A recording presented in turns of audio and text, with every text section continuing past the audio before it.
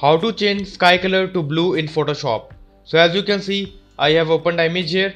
So already sky has been quite blue, but what I want to make it more blue, what I'll do is I will simply select this. So I will increase the size here, and as you can see that the blue part has been selected. Now what I'll do is I will simply go to this selective color and look for the blues. So I will increase the blues here.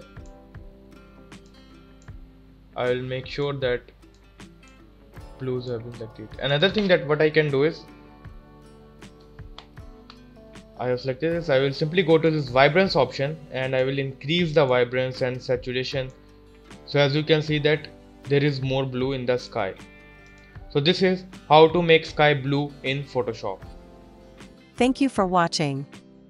For more videos, please subscribe.